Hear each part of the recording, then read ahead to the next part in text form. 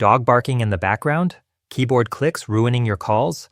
Today we're comparing two of the most popular AI noise cancellation tools, Krisp and NoiseTorch, to see which one's actually worth using.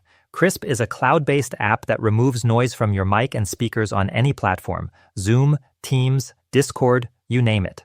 It's built for professionals who need crystal clear audio.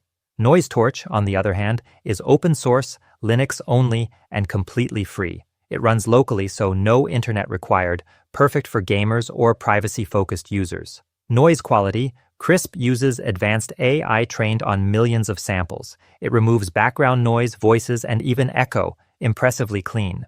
NoiseTorch does well with steady sounds like fans or typing, but struggles with sudden noises. So, Krisp wins, though NoiseTorch is impressive for a free tool. Ease of use: Krisp is plug and play. Install, select, done. NoiseTorch takes more setup on Linux through Pulse Audio or Pipewire.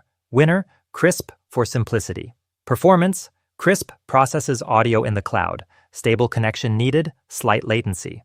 NoiseTorch runs locally, no internet but heavier on your CPU. If you want offline and zero lag, go NoiseTorch. Cost: Krisp has a free plan, then around $8 to $12 monthly. NoiseTorch, 100% free. So, budget win goes to NoiseTorch.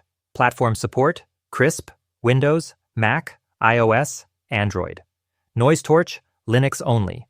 Clearly, Krisp is more versatile. Final verdict: choose Krisp if you need pro-quality cross-platform reliability. Go with NoiseTorch if you're on Linux, want full control, and prefer free and open-source tools. Both are great. One's polished, one's practical.